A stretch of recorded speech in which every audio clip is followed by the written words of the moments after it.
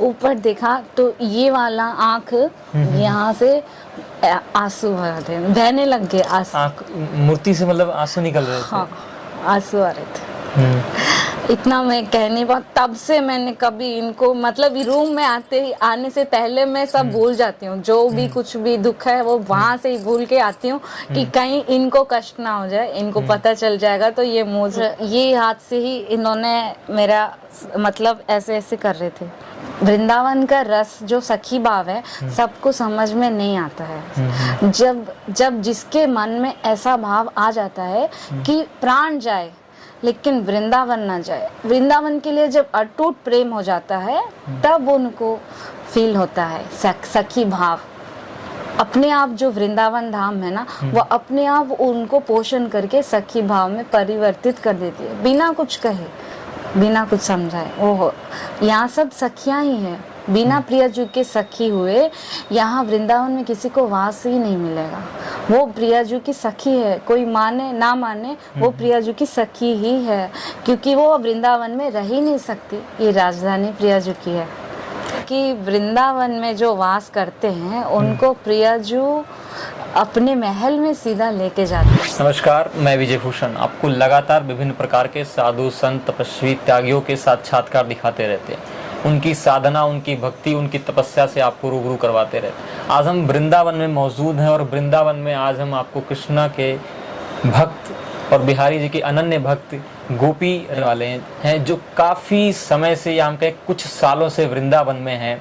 और बिहारी जी से मिलने के बाद इनका घर पे वापस जाने का मन नहीं हुआ, तो आइए इनकी कहानी इन्हीं की जुबानी जानते हैं। तो माता जी राधे राधे। राधे राधे। आपका नाम क्या है? श्याम प्रिया दासी। श्याम प्रिया दासी।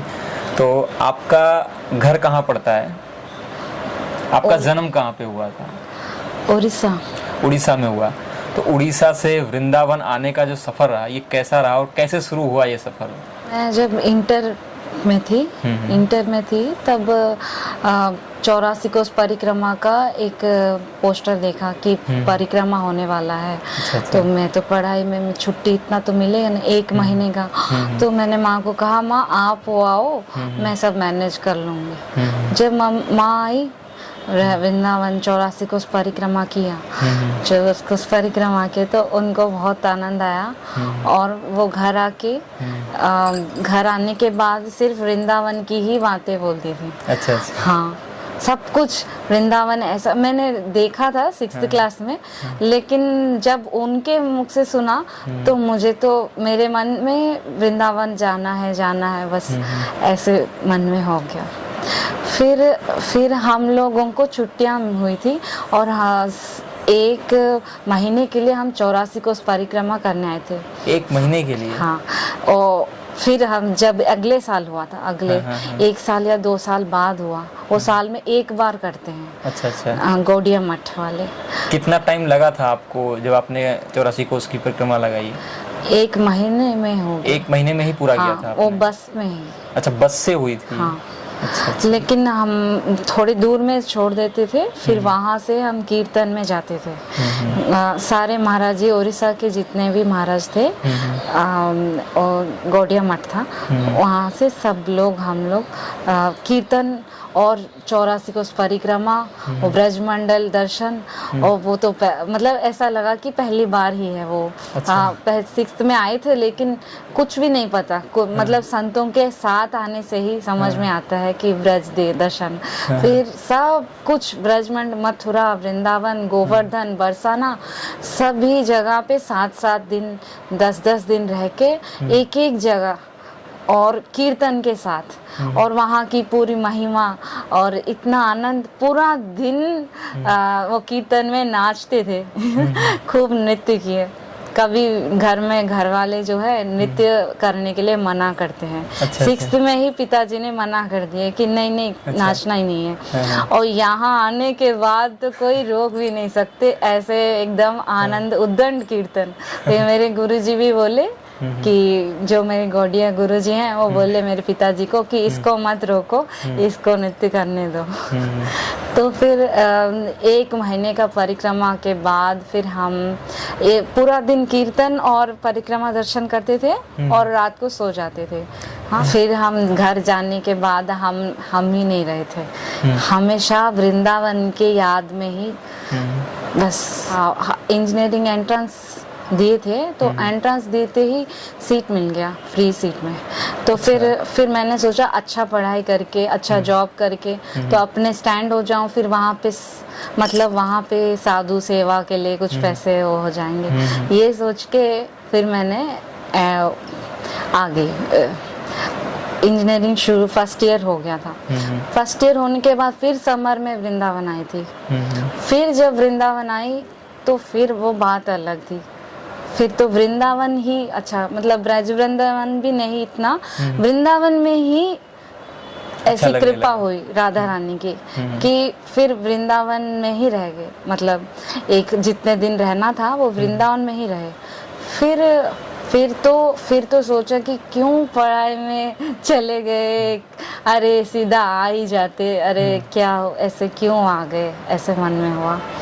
पर वो तो फिर फीस और 3 साल है और ऐसे नहीं छोड़ सकते पढ़ाई, तो अच्छे से पढ़ाई करती थी, जो इनकी इच्छा है कि मैं पढ़ाई अच्छे से की। और जब तक पढ़ाई की तब तक मैं यही सोच रही थी जॉब करूंगी यहाँ आके। अच्छा, वृंदावन आके जॉब करूंगी। हाँ, जॉब करूँ, पर वृंदावन आने के बाद जॉब में मन ही नहीं लगा। जॉब क्या, मैं सोची मैं कौन होती हूँ, मैं सेवा करने वाली, मुझे तो कोई सेवा, मेरा को कुछ नहीं होता। यहाँ आने के बाद कुछ भी नहीं किया, बस बिहार जी दर्शन और घर। कितने साल से आप यहाँ बिहारी जी में वृंदावन में हैं? 7-8 साल से वृंदावन में है। 7-8 साल हो गए वृंदावन में।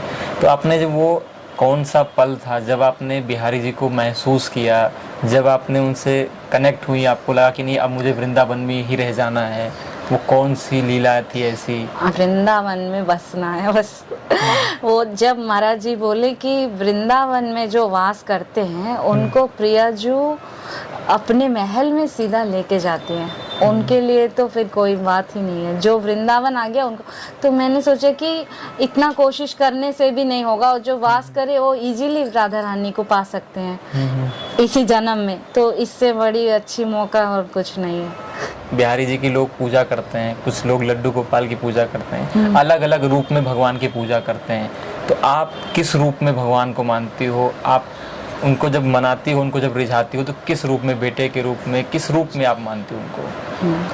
पहले मैं गोपी गीत पढ़ती थी, तो मैं गोपी भाव में ही थी, पूरा गोपी भाव में थी। पर इनके आने के बाद मैंने प्रेम होता क्या है वो समझ में आया इनके वजह से। मुझे ऐसा लगता है कि जितने भी ठाकुर जी है ना, सबसे अलग ये हैं। अच्छा। इनका नेचर सबसे अलग है। ये सिर्फ प्रेम प्रेम प्रेम और कुछ जानते ही नहीं है। प्रेम, ये मुझे कहते हैं कि बैठी रहो बस। अच्छा, हाँ, बैठी रहो, कुछ नहीं चाहते, सिर्फ बैठी रहो। मैं बैठी रहती थी 4 साल ऐसे ही इनके पास ही बैठती थी और बिहारी जी की दर्शन करती थी। इतना ही, इनके पास बैठने से इनको खुशी मिलती थी। बस ये क्या रिश्ता है मुझे समझ नहीं आ रहा था। मैं एक रिश्ते में कैसे इनको बांध दूं, ऐसा लगा, क्योंकि ये मेरे सब कुछ हो गए थे, मतलब मैं इनके लिए सब कुछ हो गई थी। तब मुझे लगा कि ये भी मेरे लिए सब कुछ हो गए। हमेशा मेरी खुशी देख रहे थे, तो मेरे मन में हुआ कि इतना प्यार कोई नहीं दे सकते। अगर ये मेरी खुशी के लिए इतना कर रहे हैं, तो मैं भी इनकी खुशी ही सोचूं। आगे से मैं कभी कुछ भी ना सोचूं, सिर्फ इनकी खुशी, जिसमें आपको बहुत ज्यादा आनंद मिलेगा, मैं वही करूंगी। ये सोच के इनको मैं ये इसी भाव से सेवा करती। सहचरी भाव है, अभी पहले गोपी भाव था, अभी सहचरी भाव है। तो मुझे लगा कि ये सहचरी भाव ही मेरे लिए ठीक पहले से यही था बोल के ऐसा फील हुआ। क्योंकि सहचरी है भजूं पलक पास क्यों त्यजूं, संग बसे हो मानी कोटि नाते। सहचरी भाव में कोटि नाते, सारे नाते आ जाते हैं। तो इसमें मेरा भाव था कि वो सब कुछ है, और इसमें भी आ गया कि सब कुछ ही है सहचरी के लिए। तो सहचरी भाव, और एक बात है कि सहचरी हमेशा साथ में रहती है, तो इसलिए ऐसा लगा कि हाँ, मैं तो हमेशा, ये कहते थे मुझे कि हमेशा मेरे पास बैठे रहो, तो मैं समझ गई कि यही भाव मेरा, जैसे हाथी के पैर में सारे पैर आ जाते हैं, ऐसे सहचरी भाव में सभी भाव आ जाते हैं। क्योंकि जो रिश्ते हैं यहाँ के, वो दुनिया के रिश्ते हैं। हाँ, यहाँ पे बनते हैं भाई बहन और माता पिता सब, लेकिन जो बिहारी जी हैं, वो जो अजन्मा है, नित्य किशोर अजन्मा, वो किसी से जन्म नहीं लिए हैं, है ना। तो उनके माता पिता कैसे, उनके कैसे, वो जो अजन्मा है उनके लिए तो कुछ नहीं है ना, वो उनके माता पिता तो नहीं है, वो जब प्रकट हुए तब उनके माता पिता हुए। लेकिन जो नित्य किशोर अजन्मा है, उनके लिए तो कोई भी नहीं, फिर कौन है, फिर वहां पे तो कोई रिश्ता ही नहीं था। रिश्ता तो अभी बने, यहाँ बने हैं, रिश्ता तो जब वहाँ पहले से थे बिहारी जी, बिहारी जो पहले से थे, हैं और रहेंगे, उनके लिए तो बस एक ही रिश्ता है, एक सखी भाव। जो महल में जो सहचरियाँ होती हैं, वो सिर्फ सखी भाव में होती हैं, और बिहारी नित्य बिहार में रहते हैं, और ये सखी भाव ही, मतलब वृंदावन का रस जो सखी भाव है, सबको समझ में नहीं आता है। जब जिसके मन में ऐसा भाव आ जाता है कि प्राण जाए लेकिन वृंदावन ना जाए, वृंदावन के लिए जब अटूट प्रेम हो जाता है, तब उनको फील होता है सखी भाव। अपने आप जो वृंदावन धाम है ना, वो अपने आप उनको पोषण करके सखी भाव में परिवर्तित कर देती है, बिना कुछ कहे, बिना कुछ समझाए। ओहो, यहाँ सब सखियां ही है, बिना प्रियाजू के सखी हुए यहाँ वृंदावन में किसी को वास ही नहीं मिलेगा। वो प्रियाजू की सखी है, कोई माने ना माने, वो प्रियाजू की सखी ही है, क्योंकि वो वृंदावन में रह ही नहीं सकती, ये राजधानी प्रियाजू की है। आप राधा रानी को आप क्या मानती हो? राधा रानी को मैं अपनी स्वामिनी, अपना बल, अपना सब कुछ मानती हूँ। वो मेरी एक ही है, और कोई है ही नहीं। तो मैं क्या, सब कुछ वही मानूंगी ना, फिर मेरे कोई है ही नहीं। तो वो मेरी स्वामिनी है, वो मेरी सखी है, सबसे प्रिय है, और क्या है। आप कन्हैया जी से और प्रियाजू से क्या मांगते हो? क्या आपकी मनोकामना क्या, कुछ तो मांगते होगे आप? पहले तो यही इच्छा थी कि मैं उनको दर्शन करूं, वो मुझसे बात करे, मैं उनसे बात करूं। इनके आने के 4 साल बाद, इनके आने के बाद ये मेरे मन में जो भी कह देते थे कि ये करना है, ये करना है, हर बात बोलते थे, मन ही मन। तो एक बार ऐसा हुआ, तब मैं वृंदावन वास कर चुकी थी और कोई भी नहीं थे। तो इतना मुझे अजीब सा लगा कि मेरे साथ कोई भी नहीं है, और सब कुछ छूट गया, सब छूट गया, लेकिन वृंदावन ना छूटे। फिर मुझे समझ में, अरे वृंदावन पाने के लिए सब कुछ छूट जाता है। तो फिर भी मैंने कहा ठीक है, वृंदावन मिल गया, चलो कोई बात नहीं, वृंदावन मिल गया। लेकिन एक बार ऐसा लगा कि बिहारी जी, मतलब इनको मैंने कहा, तुम मन ही मन बात करते हो, मन ही मन सब कुछ, लेकिन एक बार तुमने कभी पूछा ही नहीं। इनको कहा कि तुमने कभी पूछा ही नहीं कैसी हो। तो वो तो पूछते ही है, ऐसी बात नहीं है, लेकिन मैंने मुंह एक शब्द भी आज तक नहीं सुना। मैंने तुम्हारी मुख से सुनना चाहती थी कि तुमने कभी बोला ही नहीं। और मैं ऐसी बात को, वो कुछ बोल रहे थे, वो मन में जो भी बात कर रहे थे, मैं वो सुनना ही नहीं चाहती थी। नहीं, मुझे ऐसे नहीं सुनना कुछ भी, मुझे एक बार बात करके बताइए, मतलब बस इतना पूछ लीजिए कि कैसी हो, बस मुझे और कुछ नहीं चाहिए। तो फिर उस दिन मैंने कहा 4 साल हो गए, 4-5 साल हो गए, मैं उनको बोल रही थी कि 4 साल हो गए तो मैं एक बार भी बात नहीं की, मतलब ऐसे बोली। तो फिर उस दिन रात को सपने में बात शुरू कर दी। फिर तो पूरी रात आपकी बात हुई? हाँ, फिर वो पूरी रात बात किए, पूरी रात बात किए। मैंने उनको कहा था कि मतलब मैं आपकी हूँ, क्या आप मेरे हो, ऐसे हमेशा पूछती थी। तो वो बोलते थे कि हाँ हाँ मैं तेरा हूँ, लेकिन जब पहली बार जब बात की तो वो यही बोले कि तुम मेरी ना होगी तो भी मैं तुम्हारा हूँ, हमेशा के लिए तुम्हारे साथ रहूंगा और तुम जैसे बोलोगी वैसे करूंगा। तुम सिर्फ बात के लिए कह रही हो मैं शब्द ही नहीं है मेरे पास, जितना प्रेम है वो मेरे पास शब्द ही नहीं। तो मेरे थोड़ा सा भी दुख लिया तो सर में दर्द होता है और सर दर्द हो रहा था और मैं वही सर दर्द के साथ सो गई थी। सर दर्द के साथ सो गई तो इतने सी हाथ था, इतना सा यही हाथ था। अच्छा। और सब बंद थे, कोई आ ही नहीं सकते और ये हाथ से ही इन्होंने मेरा मतलब ऐसे ऐसे कर रहे थे। अच्छा। तो फिर मुझे महसूस हो रहा था और मैं आंख बंद करके मतलब मैं सोई नहीं थी, सपना नहीं था और रियल में ही ये मेरे को इतना प्रेम करते हैं, थोड़ा सा भी सर दर्द भी नहीं आने देते हैं। जब इतना प्रेम करते हैं मैं इनको कैसे कष्ट दे सकती हूँ। एक बार तो इन्होंने मतलब कोई बात है तो मैं इनके चरणों में यहाँ सर रखी, शाम के समय था, शाम को 6 बजे ऐसे यहाँ चरणों में सर रख के मैं बस ऐसे ही प्रेम के आंसू थे बस। और जैसे मैंने देखा मतलब मेरे सर पे हाथ फील हुआ मुझे कि हाथ रख दिए, तो मैंने ऊपर देखा कि हाथ लगा तो कैसे हाथ रख दिए क्या, ऐसे मैंने देखा। ऊपर देखा तो ये वाला आंख यहाँ से आंसू बहने लग गए, आंसू मूर्ति से मतलब आंसू निकल रहे थे। हाँ, आंसू आ रहे थे।